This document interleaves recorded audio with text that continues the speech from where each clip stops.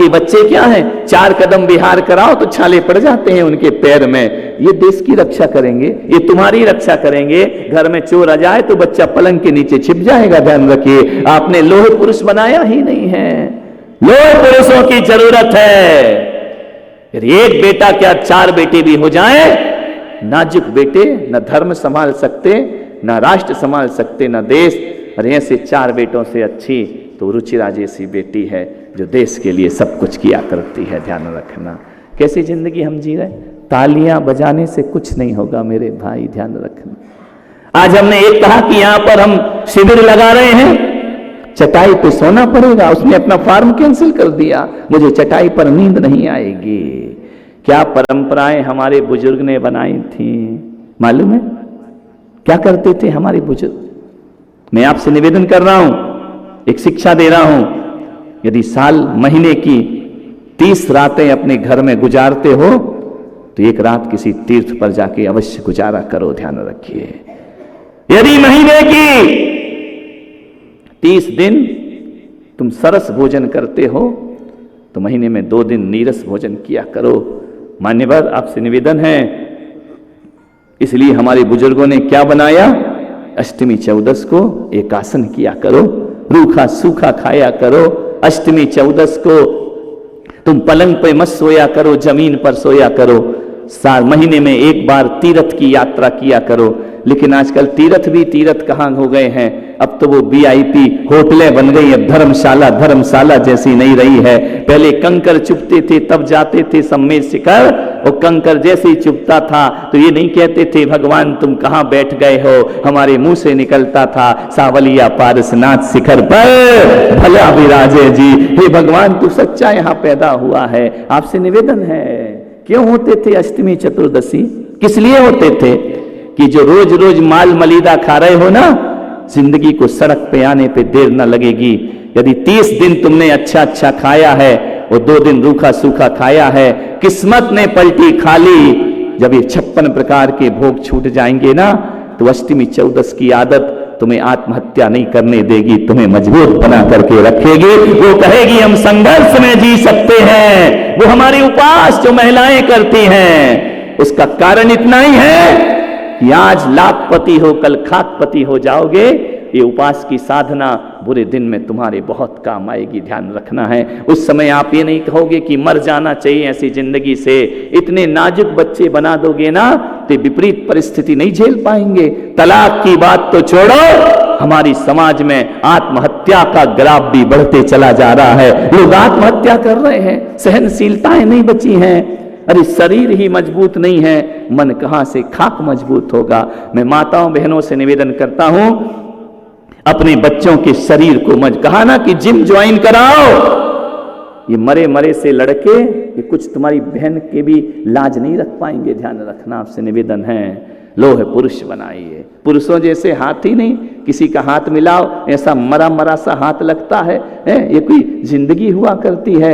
अरे ऐसा होना चाहिए, ऐसा होना चाहिए जिंदगी में। ऐसा पौरुष हमारे अंदर होना चाहिए। वो बहन कह के गई ना, माला ही मत पकड़ाओ, एक हाथ में भाला भी पकड़ाने का प्रयास करिए। अपने बच्चों को बनाओ वीर शिवाजी, बनाओ अपने बच्चों को महाराणा प्रताप, बनाओ अपने बच्चों को वीर सावरकर बना करके खड़ा करिए। मान्यवर, आपसे मेरा निवेदन है, नहीं तो ना देश सुरक्षित रहेगा ना तुम सुरक्षित रहोगे।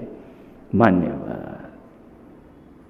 समय अपनी गति से चल रहा है, ऐसा वातावरण मत बनाओ। एक बच्चा घर में है, मम्मी किटी पार्टी में जा रही है, सज रही है, पुताई हो रही है, ये खींचा जा रहा और ये खींचा जा रहा और ये बाल लाल कटा के आराम से। क्या स्थिति हो गई देश की? हमारे देश की ये व्यवस्था थी कि नाखून कटाओ बाल बढ़ाओ। अब क्या हो गया? अब क्या हो गया है? अब नाखून बढ़ाओ और बाल कटाओ। ये व्यवस्था हो गई हमारे देश की। बिल्कुल उल्टा।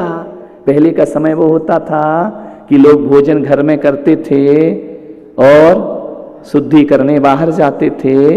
अब लोग होटल में खाते हैं और शुद्धि करने तेरे की ये संस्कृति हमारी हो गई है। टॉयलेट करना है तो घर के अंदर आता है, खाना खाना तो बाहर जाता है। बिल्कुल ही उल्टा कर दिया है तुमने अपनी जिंदगी में, बिल्कुल ही सारी व्यवस्थाओं को बदल दिया है अपने जीवन में। आओ अपनी पुरानी संस्कृति में लौटने का प्रयास करिए। मान्यवर, आपसे एक ही मैं निवेदन करना चाहता हूं। वो जा रही है लेडी, किटी पार्टी में जा रही है। बच्चे ने पूछा, मम्मी मम्मी कहाँ जा रही हो, कहाँ जा रही हो? कैसे हम झूठ बोलना सिखाते हैं। बोले बेटा कहीं नहीं, कहीं नहीं, तू घर में रह, मैं तुझे 10 रुपए देती हूँ, आइसक्रीम वाला आएगा, आइसक्रीम लेके खा लेना। मम्मी जा कहाँ रही हो ये बताओ। अब छोटा बच्चा है, 10 रुपए के लालच में आ गया। आज का जमाना 100 रुपए का होगा, 10 तो हमारे समय थे। इस 100 का नोट पकड़, आइसक्रीम लेकर खा लेना। बोली मम्मी बताओ ना तुम जा कहाँ रही हो। बेटा तू कुछ मत बोल, कोई भी आए तो ये बोलना कि मम्मी पापा के साथ बाजार गई है। बोली ठीक है, मम्मी पापा के साथ बाजार गई। बच्चा खुश हो गया 100 रुपए लेकर के। मम्मी किटी पार्टी में चली गई। उस दिन दुर्भाग्य से पापा ही आ गए जल्दी ऑफिस से। पापा ने कहा बेटा मम्मी नहीं दिख रही, मम्मी कहाँ गई? बच्चा बोला कुछ नहीं पापा, मम्मी पापा के साथ बाजार गई है। तो बोले पापा के साथ? बोले दूसरा बाप कहाँ से गया इस धरती पर? पापा तो तेरा मैं हूं ना। बोले नहीं, मम्मी ने यही कहा था कि बोल देना पापा के साथ बाजार गई है। अब ये चित्र दिखाओगे अपने घरों में, ये आचरण दिखाओगे अपने घरों में। एक बाप बैठा है, बच्चा बाहर खेल रहा है, उसे मालूम है उसका दोस्त आ रहा है, माथा खाएगा, माथा पचा रहेगा, इतना बोलेगा। वो बच्चे से कहता बेटा वो अंकल आ रहे हैं ना, वो पूछे पापा कहाँ हैं तो कहना बाजार गए हैं। बोलना मत कि मैं अंदर हूं। ये झूठ बोलने के संस्कार हम दे रहे हैं। बच्चे के पास आता है, अंकल अंकल जय जिनेंद्र। बोले बेटा जय जिनेंद्र, पापा कहाँ हैं? बोले पापा नहीं हैं। बोले कहाँ गए हैं? बोले बाजार गए हैं। बोले बेटा कितने बजे आएंगे? बोले अंकल 2 मिनट रुको, मैं अंदर पूछ के बताता हूँ कितने बजे आएंगे। विचार करिए आप, बच्चे तो बोले होते हैं, वो क्या जाने। बोले पापा से पूछ के आता हूँ कितने बजे आएंगे। ये स्थिति हमारे घर की है, ये हमारा स्टेटस बन गया है। ये हम कैसे संस्कार दे रहे हैं। आज बच्चा दूसरों से झूठ बोल रहा है, कल बच्चा तुमसे झूठ बोलेगा। ये संस्कार तुमने दिए हैं, ध्यान रखना। एक बाप अपने बच्चे के सामने सिगरेट पीता है, बच्चे से कहता सिगरेट लेकर के आ पान की दुकान से। एक बात ध्यान रखना, ऐसे लोगों को बाप बनने का कोई अधिकार नहीं हुआ करता है। ध्यान रखिए, ये बच्चों के जीवन से खिलवाड़ कर रहे हैं, बच्चों से सिगरेट मंगाते हैं। आज बच्चा तुम्हारे लिए सिगरेट लेने जा रहा है, कल बच्चा अपने लिए सिगरेट लेने के लिए जाएगा। एक बाप पान मसाला खा रहा है अपनी औलाद के सामने। ध्यान रखना, क्या संस्कार दे रहे हैं आप। आपको बाप बनने का कोई हक नहीं हुआ करता है। आपने अपना जीवन तो बर्बाद किया है, बच्चों का जीवन भी बर्बाद करने पर तुले हुए हैं। पान मसाला बच्चों के सामने, बच्चों को। और एक बात ध्यान रखना, दारू पीना, मसाला खाना, सिगरेट पीना, ये बच्चों के सामने। ध्यान रखना, आपको कोई हक नहीं है। एक शराबी भी चाहता मेरा बेटा शराबी ना बने, लेकिन खुद पिएगा और वो ना बने, तो ऐसा कभी हो नहीं सकता है। ध्यान रखना है, आपको सोचना है, विचार करना है। आप मसाले खाएंगे, आप गलत चीज खाएंगे, बच्चों से उम्मीद रखते कि अच्छे बच्चे बनेंगे, आज तुम्हारे लिए कल अपने लिए लेने के लिए जाएगा। आप देखिए आपका चरित्र कैसा है, आपका आचरण कैसा है। मैं आज बच्चों पर प्रवचन नहीं कर रहा हूं, मैं माँ बाप पर प्रवचन कर रहा हूं। ध्यान रखना, तुम्हें अपनी जिंदगी सुधारना है। तुम घर में गाली दे के बात करते हो बच्चे की माँ से, धुतकार के बात करते हो, अपशब्द बोलते हो, बच्चा क्या सीखेगा तुमसे। आज वो माँ के लिए सुन रहा, कल तुम्हें गाली देने को तैयार हो जाएगा। ये आत्मघाती संस्कार आप अपनी औलाद को दे रहे हैं। मान्यवर, बुढ़ापा बिगड़ेगा, आपका संभलने वाला नहीं है। आपसे मेरा इतना ही निवेदन है, कैसी शर्म कैसी हया। एक महिला जाती है पार्टियों में, बच्चे ने कहा हम भी चलेंगे, माँ कहती नहीं बेटा वहां नहीं जाते हैं, अच्छे बच्चे नहीं जाते हैं। बच्चा समझ जाता है कि फिर मेरी माँ अच्छी नहीं है क्या, वहां काय के लिए जा रही है। जैसे ही गई, अब ले गई, बच्चा जिद करने लगा किटी पार्टी में जाना है, बड़े स्टेटस के लोग आ रहे हैं, अमीर घरों की महिलाएं आ रही हैं। बच्चा चला गया, बच्चा तो बच्चा है, अब छोटा सा बच्चा था। उसने कहा मम्मी मम्मी। बोले क्या? बोले मुझे पेशाब जाना है। बोले पेशाब जाना? बोले हाँ। बोले मम्मी बोली पेशाब। उसने कहा बेइज्जती कर दी, बदतमीज, घसीट करके ले गई, एक तरफ 2 चांटे लगाए।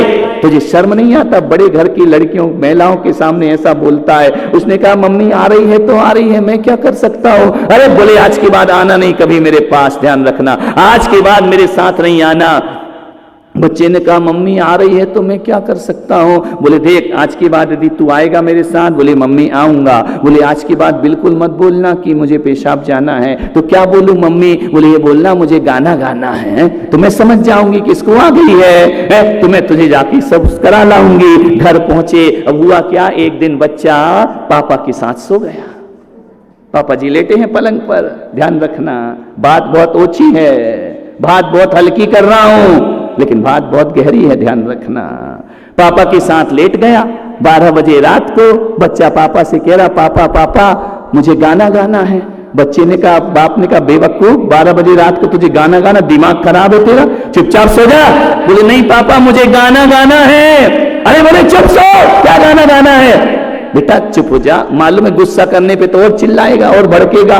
बोले बेटा चुप हो जाओ, चुपचाप सो जाओ, गाना सुबह गा लेना। बोले नहीं पापा मुझे जोर से गाना गाना है। अरे बोले जोर से गाना, पड़ोसी जग जाएंगे, आफत हो जाएगी। बेटा जोर से गाना मत गा, मैं तेरे हाथ जोड़ रहा हूं। पापा मुझे गाना है, गाना है। एक काम कर बेटा, चुपचाप मेरे कान में गाना गा दे। अब बच्चे की क्या गलती है? पप्पू ने कहा कि मैं गा दूं, बोले गा दे, बोले गा दूं, बोले गा दे। बोले मारोगे तो नहीं? अरे बोले कान में गाना, कौन मारेगा तुझे? बच्चे ने टाए टाए, बाप ने कहा ये कैसा गाना गा रहा है? बोले मम्मी ने सिखाया है, ध्यान रखिए, विचार करना है। मान्यवर गलती किसकी है, बच्चे की या माँ बाप की गलती है? एक बात कह के समाप्त करता हूं। एक बच्चा अमेरिका में पढ़ रहा है, बाप यहां अकेला है, दुखी है, रिटायर्ड हो गया है, पत्नी का देहांत हो गया, बाप बूढ़ा अकेला है, रो रहा है। औलाद है लेकिन बिना औलाद के जीवन जी रहा है। बेटा पैसा भेज देता है, बाप से जो भी रिश्तेदार मिलते हैं वो कहता है देखो जिस बेटे को पढ़ाया लिखाया सब कुछ किया वो बेटा आज मुझे पूछता नहीं है, मेरे पास नहीं आता है, साल में एक बार भी मेरे दुख दर्द नहीं पूछता है। रिश्तेदारों ने बच्चे को फोन किया, बेटा पापा को तो पूछा करना, आज तू इतना जो बड़ा बना है पैसे वाला, उनकी वजह से देख पापा कितने दुखी हैं, तू कैसी औलाद है, अपने माँ बाप का ध्यान नहीं रखता है। बच्चे के पास 10 फोन आ गए। बोले रिश्तेदारों से नहीं माना तो समाज से बोला बाप ने, तो ललित पाटनी ने भी फोन कर दिया, समाज की अध्यक्ष है, निपटाना पड़ेगा, क्या करें। फोन कर दिया, बेटा बाप का तो ख्याल रखा कर। बच्चा परेशान हो गया। बच्चे ने एक बड़ा प्यारा खत लिखा, वो खत मैं आज आपको पढ़ के सुनाता हूं, ध्यान रखना। उस बच्चे ने लिखा कि पापा आपने मुझे बहुत जलील किया है, आपने रिश्तेदारों में मुझे अपमानित कर दिया, आपने समाज के लोगों से फोन लगवाया कि मेरा बेटा सही नहीं है। पापा एक बात बताओ, जब मैं पैदा हुआ था ना तब मुझे इंजीनियर बनाने का सपना आपने देखा था, मैंने नहीं देखा था, मैं तो जानते ही नहीं था कि मुझे क्या बनना है।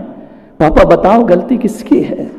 पापा मैं आपसे पूछना चाहता हूं, आज आप कह रहे हैं कि मेरा बेटा कपूत निकल गया है, लेकिन इस बेटे को कपूत किसने बनाया? पापा मैंने नहीं, आपने बनाया।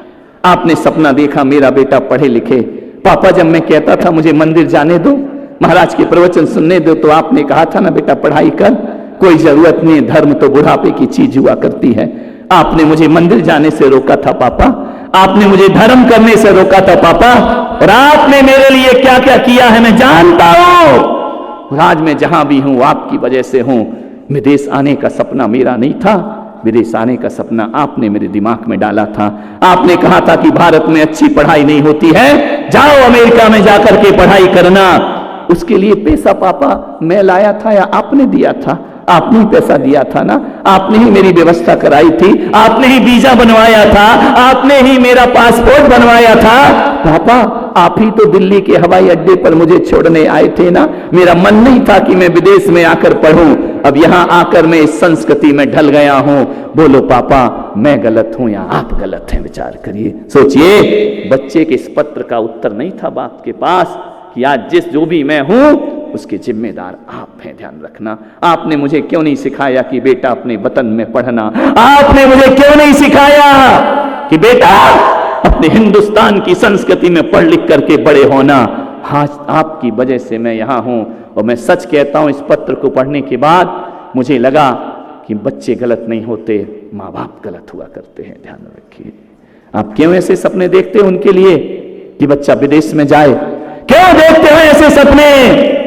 क्यों महंगे महंगे मोबाइल, क्यों महंगी महंगी गाड़ियां उनके हाथ में थमा देते हो? ध्यान रखिए। अरे उस बच्चे को बोलो कि बेटा जिंदगी भर जो भी करना है वो तुझे ही करना है, बस एक बार अच्छे से पढ़ाई कर ले, संस्कार जीवन में ले ले। आज हमारे समाज में एक गलत माहौल बन गया है। मैंने पहले भी कहा था कि एक माँ बाप ये सोचते हैं कि बेटा ये घर तेरा है, ये मकान तेरा है, ये रुपया पैसे तेरे हैं। ऐसे संस्कार मत दो। जिस दिन बच्चे के दिमाग में चले गए ना सब मेरे हैं, तो बुढ़ापे में तुम्हारे लिए वृद्धाश्रम होगा और कुछ भी नहीं होने वाला है। ध्यान रखिए। बेटे से कहो कि बेटा तू जा महंगा मोबाइल ला, मुझे कोई दिक्कत नहीं है। तू महंगी कार खरीद, मेरे कोई प्रॉब्लम नहीं है। तू सुंदर मकान बना, मुझे कोई प्रॉब्लम नहीं। लेकिन मेरे बेटे जो कुछ भी करना तू अपनी कमाई पे करना, मेरी कमाई पे करने की कोई जरूरत नहीं है। ये लोहे पुरुष बनाने का प्रयास करिए। मान्यवर, आपसे निवेदन है मेरा। आप क्या कर रहे हैं? घर में मेहमान आता है, आपका बच्चा इज्जत से बोलता है, सम्मान देता है, पूछता है, दरवाजे पे चढ़ जाता है, मम्मी को मैसेज करता है तुम्हारे रिश्तेदार आए तुम संभालो। ये संस्कृति है। विचार करिए, आप सोचिए क्या सिखाया हमने अपने बच्चों को। एक बाप ने अपनी बेटे की शादी करना था, सूरत में पहुंचा वो लड़की देखने के लिए। जैसे ही लड़की देखने गया, बीसियों नौकर चाकर सारे लोग उस घर में, गाड़ियां महंगी महंगी। लड़की के बाप ने सोचा कि लड़के का बाप प्रभावित हो जाएगा, बहुत अच्छा भोजन कराया, सब कुछ कराया।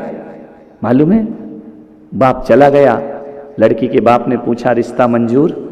बोले बाद में जवाब देता हूं। बोले क्या मतलब? 1 महीने बाद फिर बाप ने फोन लगाया, मेरी बेटी का रिश्ता मंजूर? उसने कहा नहीं, मुझे तुम्हारी बेटी का रिश्ता मंजूर नहीं है। क्या कमी है? करोड़ों रुपए दहेज में दूंगा, महंगी कार दूंगा, बंगला दूंगा, मोटर दूंगा। उस बाप ने कहा मेरा बच्चा मुझे बेचना नहीं है, ध्यान रखना। तो बोले कि आप क्यों शादी नहीं कर रहे? लड़की सुंदर नहीं है? बोले बहुत सुंदर लड़की है, उससे सुंदर लड़की मैंने देखी नहीं, लेकिन फिर भी मैं अपने बच्चे की शादी उससे नहीं करना चाहता हूं। बोले क्यों? बोले जिस घर की लड़की खुद अपने मेहमान को खाना ना परोस सके, नौकर जिस घर में खाना खिलाते हो, नौकर जिस घर में लेने और छोड़ने के लिए जाते हो, नौकरों की द्वारा जिसका घर चलता हो, एक बात ध्यान रखना, मुझे बहू चाहिए, मुझे बहू रानी नहीं चाहिए। ध्यान रखना, मैं अपने बेटे की शादी तुम्हारी लड़की से कभी नहीं कर सकता हूं। ध्यान रखिए, विचार करिए। आपके घर में, मैं सूरत में रहा चतुर्मास, ओम प्रकाश बाबूजी का परिवार जो मेरे तीर्थ के अध्यक्ष रहे, आज भी वो आशीष वगैरह आए थे। उनके परिवार के संस्कार को देखो, कितना भी बड़े से बड़ा फंक्शन हो, 50 आदमी 100 आदमी भी खाने आए ना, तो भोजन नौकर नहीं, उनकी बहुएं परोसा करती हैं। ध्यान रखिए।